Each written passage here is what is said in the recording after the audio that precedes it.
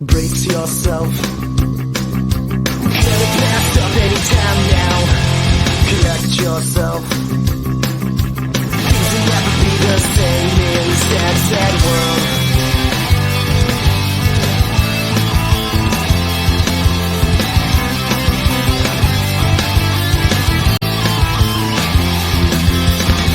Around a lot of bit, trying to make the pieces fit to a puzzle with a million missing pieces. When I'm feeling fine is when I discover that I'm afraid to blow my cover, and there's something very wrong with this. So sit back in your hole. All right, good morning, everybody. Good to be with you today. We are picking up where we left off yesterday. I have everything open on my screen except there it is. We're picking up where we left off yesterday. The shepherd boy David has just slain the mighty giant Goliath. And so now he is King Saul's favorite until they're walking down the street. And I didn't turn my book to my spot. Until they're walking down the street and this happens. As they were coming home when David returned from striking down the Philistine, the women came out of all the cities of Israel, singing and dancing to meet King Saul with tambourines, with songs of joy, and with musical instruments. And the women sang to one another as they celebrated. We heard this song at the end of class yesterday. Saul has struck down his thousands. And Saul, you're feeling pretty good after that first line, aren't you? And David, his 10,000s. And Saul was very angry, and this saying displeased him. He said, "They have ascribed to David 10,000s, and to me they have ascribed thousands. And what more can he have but the kingdom?" And I love the way this next line is written, because we talk like this to this day. And Saul eyed David from that day on. He's side-eyeing the guy. The next day, a harmful spirit from God rushed upon Saul, and he raved within his house while David was playing the lyre, as he did day by day. Saul had his spear in his hand, and Saul hurled the spear, for he thought, "I will pin David to the wall." But David evaded him twice. Saul was afraid of David because the Lord was with him, but had departed from Saul. So Saul removed him from his presence and made him a commander of 1,000. And he went out and came in before the people. And David had success in all his undertakings, for the Lord was with him. And when Saul saw that he had great success, he stood in fearful awe of him. But all Israel and Judah loved David. We said yesterday, Judah's the southernmost portion of Israel. But all Israel and Judah loved David, for he went out and came in before them. Now, where's my Michael? Who's Michael? I didn't pick it. Oh, I need one more reader. Michael's a girl, Saul's daughter. Miles is they. I need a reader. Man, Michael, come on up. And now, Saul's daughter, Michael loved David. And they told Saul, and the thing pleased him. Saul thought, "Let me give her to him, that she may be the snare for him, and that the hands of the Philistine may be against him." Therefore Saul said to David, "You shall now be my son-in-law." And Saul commanded his servants, "Speak to David in private and say, 'Behold, the king has delight in you, and all his servants love you. Now then become the king's son-in-law.'" And Saul's servant spoke these words in the ears of David, and David says, "Does it seem to you a little thing to become the king's son-in-law, since I am a poor man and have no reputation?" And the servants of Saul told him, that's a they. Thus and so did David speak. And then, not much of a they. And then Saul said, Thus... Your daughter, so you're just being talked to right now. That's all. But there she is. There's your daughter. Daughter, thus shall you say to David, 'The king desires no bride price except that you sneak into the Philistines' camp, kill 100 of them, and bring back their forsaken as proof.'" No, you need to get that word right because it's an important detail. "Foreskins as proof." Okay. that he may be avenged for the king's enemies. Yeah. So David's price for being able to marry Saul's daughter, as he's got to sneak into the Philistine camp while they're sleeping. Like foreskins is explicit enough, but we're probably to read this as foreskins is standing in for the whole member. So he's to sneak in at night and neuter 100 Philistines and bring their what was that, right, Maggot? Peepees? Yes, bring their peepees back to Saul. So what's Saul really trying to have happen here? What happens when you sneak in to an army's camp? Not that I'm assuming you haven't done it. What do you imagine would happen if you sneak into an army's camp and try to neuter 100 of them? Yeah, you're gonna die. He's setting David up. He's setting David up to be killed. Maybe this will be the end of the story. Maybe this will be the death of David. And when his servants told David these words, see, look at the confidence here. When the servants told David these words, it pleased David well to be the king's son-in-law. Before the time had expired, David arose and went along with his men and killed 200 of the Philistines. And David brought their foreskins, which were given in full number to the king, that he might become the king's son-in-law. And Saul, good news, Amanda, good news. Saul gave him his daughter Michal for a wife. But when Saul saw and knew that the Lord was with David and that Michal, Saul's daughter, loved him, Saul was even more afraid of David. So Saul was David's enemy continually. Then the commanders of the Philistines came out to battle, and as often as they came out, David had more success than all the servants of Saul, so that his name was highly esteemed. And Saul spoke to, so let's get Saul and Jonathan up here.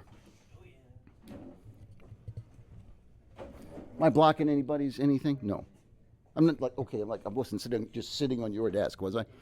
Well, they're all my desks if you think about it. And Saul spoke to Jonathan his son and to all his servants that they should kill David. But Jonathan, Saul's son, delighted much in David. And Jonathan told David, Saul, my father, seeks to kill you. Therefore, be on your guard in the morning. Stay in a secret place and hide yourself. And I'll go out and stand beside my father in the field where you are. And I'll speak to my father about you. And if I learn anything, I will tell you. And Jonathan spoke well of David to Saul his father and said to him, Let not the king sin against his servant David, because he has not sinned against you, and because his deeds are brought good to you. For he took his life in his hand, and he struck down the Philistine. And the Lord worked a great salvation for all Israel. You saw it and rejoiced. Why then will you sin against innocent blood by killing David without cause? And Saul listened to the voice of Jonathan. Saul swore, As the Lord lives, he shall not be put to death. And Jonathan called David, and David reported to him all these things. And Jonathan called David, and Jonathan reported to him all these things. And Jonathan brought David to Saul, and he was in his presence as before. And there was war again. And David went out and fought with the Philistines and struck them with a great blow so that they fled before him. Then a harmful spirit from the Lord came upon Saul as he sat in his house with his spear in his hand. Saul sent messengers to David's house to watch him, that he might kill him in the morning. But Michal,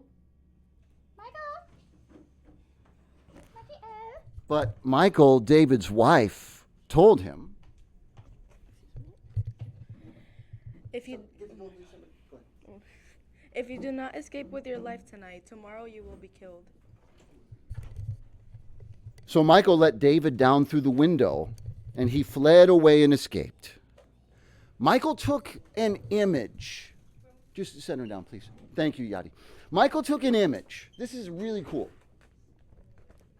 Michal took an image and laid it on the bed and put a pillow of goat's hair at its head and covered it with the clothes. She just made a David mannequin to fool Saul's assassins. And when Saul sent messengers to take David, she said, He is sick. Then Saul sent the messengers to see David, saying, Bring him up to me in the bed, that I may kill him. That was messenger. I'm sorry. You do it. You do it. Bring him up to me in the bed, that I may kill him. And when the messengers came in, behold, the image was in the bed, and with the pillow of goat's hair at its head. Saul said to Michal, Why have you deceived me thus, and let my enemy go, so that he has escaped? and Michal answered Saul, He said to me, "Let me go. Why should I kill you?" okay, thank you, Michal. I think you're done for now. So here's what's going on. We're jumping a bit. So I have a little summary in the parentheses. David flees from Saul's pursuit for many months. He raids villages of Israel's neighbors, taking their wealth and killing everyone. Though David has many opportunities to kill Saul, he shows mercy each time. But Saul always reverts to trying to kill him. Desperate, David even joins with the Philistines for a time, but they ultimately reject him. Now the Philistines were fighting against Israel, and the men of Israel... Maggot, bring me a sword. And now the Philistines were fighting against Israel, and the men of Israel fled before the Philistines and fell slain on Mount Gilboa. And the Philistines overtook Saul and his sons. And the Philistines... Caleb? Did I just send you to sit back down? I'm sorry.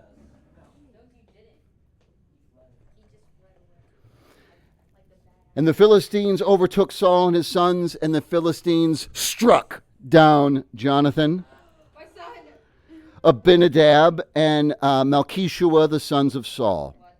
The battle pressed hard against Saul, and the archers found him, and he was badly wounded by the archers. So get down, badly wounded. Then Saul said to his armor-bearer, Draw your sword and thrust me through with it, lest these uncircumcised come and thrust me through and mistreat me. But his armor-bearer would not, for he feared greatly. Therefore Saul took his own sword and fell upon it. You're supposed to really die. That's how we... And when his armor-bearer saw that Saul was dead, he also fell upon his sword and died with him. Thus Saul died, and his 3 sons, and his armor-bearer, and all his men on the same day together. And when the men of Israel who were on the other side of the valley and those beyond the Jordan saw that the men of Israel had fled, and that Saul and his sons were dead, they abandoned their cities and fled. And the Philistines came and lived in them. The next day, when the Philistines came to strip the slain, they found Saul and his 3 sons fallen on Mount Gilboa. So they cut his head off, cut your head off, Red Maggot, and stripped off his armor. Hi, Gigi, how you doing? Can I have a pen? 1 pen. So they cut off his head and stripped off his armor and sent messengers throughout the land of the Philistines to carry the good news to the house of their idols and to the people. Why are you writing on me, Gigi? I'm writing an S3DS. I'm actually at work right now. I don't know if you've noticed that. Hey, good work. They put his armor in the temple of Ashtaroth, the goddess, and they fastened his body to the wall of Bethshan. But when the inhabitants of Jabesh Gilead heard what the Philistines had done to Saul, all the valiant men arose and went all night and took the body of Saul and the bodies of his sons from the wall of Bethshan, and they came to Jabesh and burned them there. And they took their bones and buried them under the tamarisk tree in Jabesh and fasted. He's killing himself. The tamarisk tree in Jabesh and fasted 7 days. Scroll down in your PDFs, go to page 13, where it says chapter 7. Okay, in the interim, what's going on is Saul has one living son, Ishbosheth, and Ishbosheth takes over as king. But in the southern part of the country, in Judah, the people rally to David, and there's conflict, and there's war, and there's backstabbing, and there's bickering. Spoiler alert, since this lesson is called King David, and because these are not obscure stories, David ultimately triumphs. So as we come in to chapter 7, David is king now.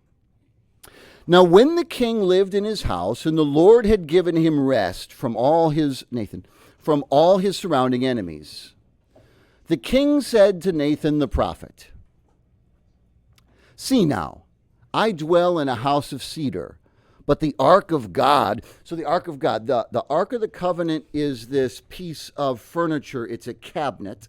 It has 2 carved cherubim, angels on either side. And according to the biblical story, inside the cabinet are the tablets of the 10 Commandments, a staff that belonged to the first high priest Aaron that budded and sprouted flowers, and other things.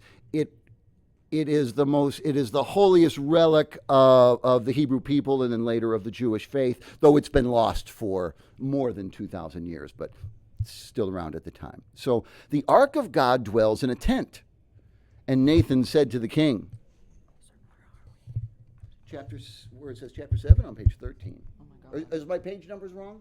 No, you're right. Oh, I think it descrolled when I moved. he's got it. You got it all right.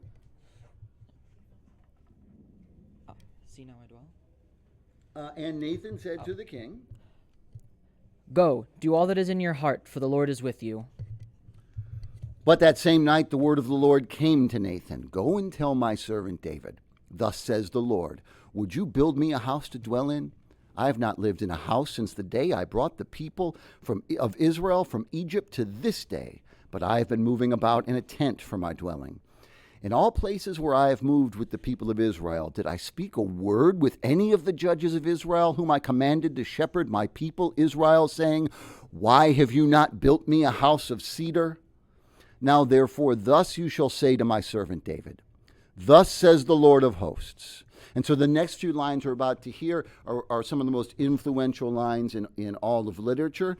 The Jewish belief in the centrality of the house of David as their ruling family are rooted in these next few lines.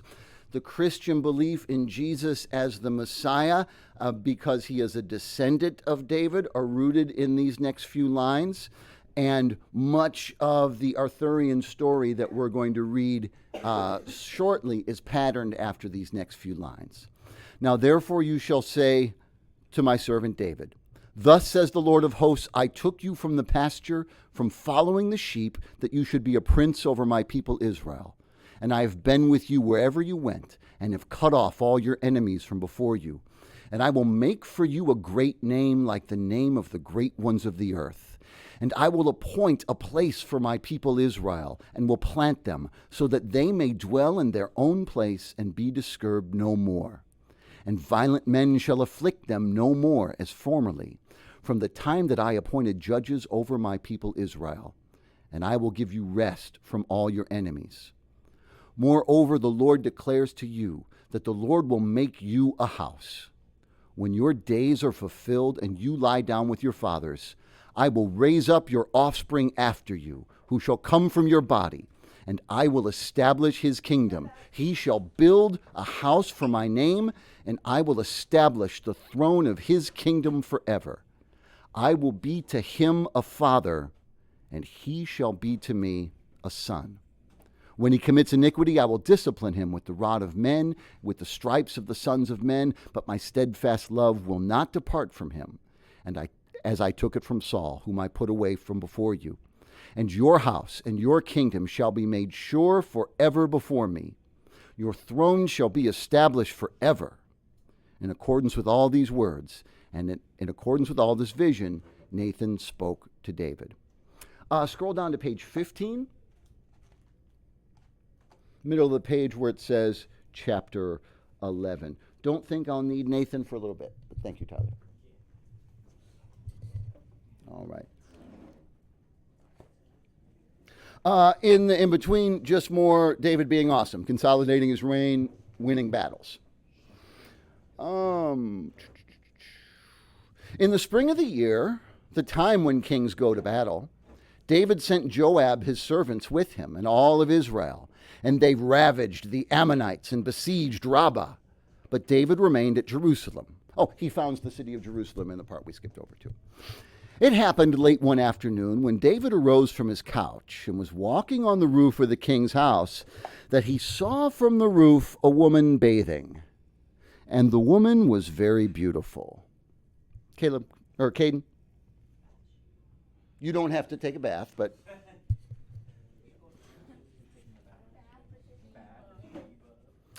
And David sent and inquired about the woman. And one said, is this not Bathsheba? Hi, Bathsheba. Is this not Bathsheba, the daughter of Eliam, the wife of Uriah the Hittite? So David sent messengers and took her, and she came to him, and he lay with her.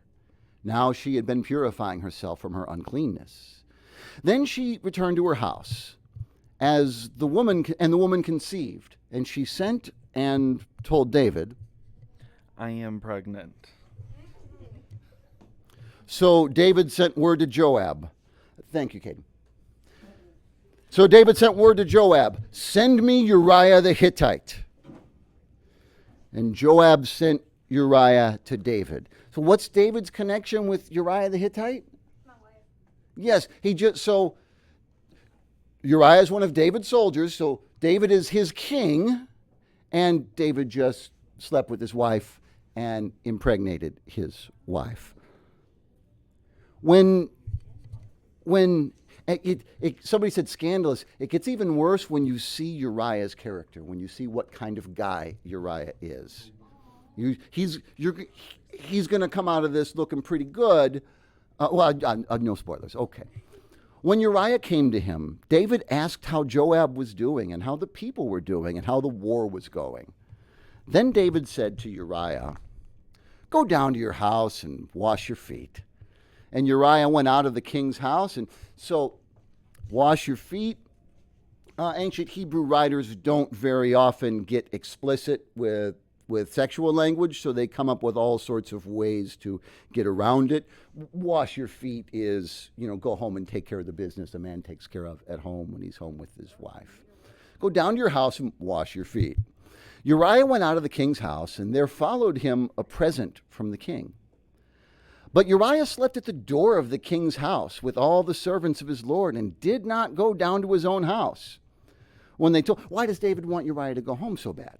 So he can bang her and then make him think that he got her pregnant. Sure. So he's got a limited amount of time to cover up his actions. If he can get Uriah to lay with his own wife soon, everybody will assume the child is Uriah's and that there's nothing weird going on.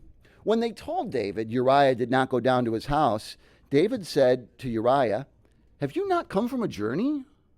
Why did you not go down to your house? Uriah said to David, There are in Israel and Judah always in booth, and my lord Joab, the servant of my lord, are camping in the open field. Shall I then go to my house to eat and drink and lie with my wife? As you live, as your own souls live, I will not do this thing. My men are still in the field fighting, risking their lives for you, and I'm going to go home and take a vacation while my men are out there fighting? Not me. Not me, sir. Not me, your majesty. Then David said to Uriah, remain here today also, and tomorrow I'll send you back. So Uriah remained in Jerusalem that day and the next. And David invited him, and he ate in his presence and drank so that he made him drunk. In the evening he went out to lie on his couch with the servants of the Lord, but he did not go down to his house. So now David's trying to get him wasted. If I get him wasted, he will get over this. I'm not going to, lie with my wife because my men are still battle. So if I get him drunk enough, he'll go home and something will happen. Or he'll wake up at home and he'll assume something had happened. In the morning, David wrote a letter to Joab and sent it by the hand of Uriah. So David is sending Uriah back with a written message. In the letter he wrote, set Uriah in the forefront of the hardest fighting, and then draw back from him, that he may be struck down and die. And as Joab was besieging the city, he assigned Uriah to the place where he knew that there were valiant men. And the men of the city came out and fought with Joab, and some of the servants of David among the people fell. Uriah the Hittite also died.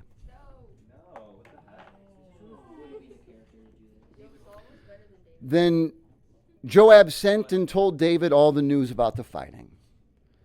So the messenger went and came and told David all that Joab had sent him to tell. The messenger said to David, "The men gained an advantage over us and came out against us in the field, but we drove them back to the entrance of the gate, and the archers shot at your servants from the wall. Some of the king's servants are dead, and your servant Uriah the Hittite is dead also." David said to the messenger, "Thus shall you say to Joab, do not let this matter displease you, for the sword devours now one and now another. Strengthen your attack against the city and overthrow it," and encourage him. He says, don't worry about it. Things like, it's war. Things like this happen. When the wife of Uriah the Hittite, okay, and you don't have to say anything, but we're talking about you. When the wife of Uriah the Hittite heard that Uriah, her husband, was dead, she lamented over her husband. And when the mourning was over, David sent and brought her to his house, and she became his wife and bore him a son. But the thing that David had done displeased the Lord. And the Lord sent Nathan, and the Lord sent Nathan to David. He came to him and said, There were 2 men in a certain city, the one rich and the other poor. The rich man had very many flocks and herds, but the poor man had nothing but one little ewe lamb, which he had bought, and he had brought it up, and grew it up with him and his children. It used to eat of his morsel and drink of his cup and lie in his arms, and it was like a daughter to him. Now there came a traveler to the rich man, and he was unwilling to take one of his own flock or herd to prepare for the guest who had come to him. But he took the poor man's lamb and prepared it for the man who had come to him. Then David's anger was greatly kindled against the man, and he said to Nathan, "As the Lord lives, the man who has done this deserves to die, and he shall restore the lamb fourfold because he did this thing, and because he had no pity." Thou art the man. Thus says the Lord, the God of Israel. I anointed you king over Israel, and I delivered you out of the hand of Saul, and I gave you your master's house and your master's wives into your arms, and I gave you the house of Israel and of Judah. And if this were too little, I would add to you as much more. Why have you despised the word of the Lord, to do what is evil in his sight? You have struck down Uriah the Hittite with the sword, and you have taken his wife to be your wife, and have killed him with the sword of the Ammonites. Now therefore the sword shall never depart from your house, because you have despised me, and I have taken and will raise up the evil against you out of your own house, and I will... Oh my goodness. So go back to verse 10. Now therefore the sword shall never depart your house, because you have despised me and have taken the wife of Uriah the Hittite to be your wife. Thus says the Lord, Behold, I will raise up evil against you out of your own house, and I will take your wives before your eyes and give them to your neighbor, and he shall lie with your wives in the sight of this son, for you did it secretly. But I will do this thing before all Israel and before to David. I have sinned against the Lord. The Lord has also put away your sin, and you shall not die. Nevertheless, because by this deed you have utterly scorned the Lord, the children who is born to you shall die. And Nathan went to his house. And the Lord afflicted the child that Uriah's wife bore to David, and he became sick. And David therefore sought God on behalf of the child. And David fasted and went in and lay all night on the ground. And the elders of his house stood beside him to raise him from the ground, but he would not, nor did he eat food with them. On the 7th day the child died. And the servants of David were afraid to tell him that the child was dead, for they said, Behold, while the child was yet alive, we spoke to him, and he did not listen to us. How then can we say to him, the child is dead? That should have been Miles, but he may do himself some harm. So they're afraid they're afraid to break the news that the baby has died, because they're afraid David's going to kill himself. But when David saw that his servants were whispering together, David understood that the child was dead. And David said to his servants, Is the child dead? And they said, He's dead.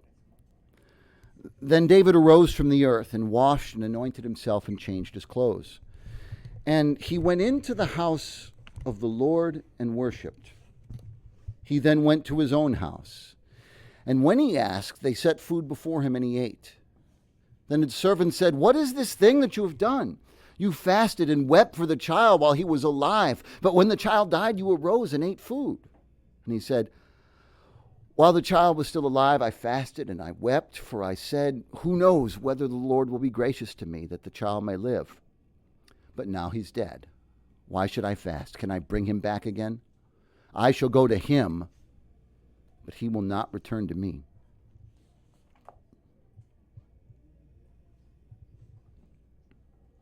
Then David comforted his wife Bathsheba, and went into her, and lay with her. And she bore a son, and she called his name Solomon. And the Lord loved him, and sent a message by Nathan the prophet. So he called his name Jedediah, the same guy as Solomon and Jedediah. I clearly have neglected to include a word in here. Because he was beloved by the Lord, or yeah, that must say because he was beloved by the Lord, and I've neglected to copy a word there. Because of the Lord. Yeah, maybe it just says because of the Lord. All right, any questions, comments? All right. We will pick up the story of King David next class. That's all I need from you for today. Rest of the time is yours.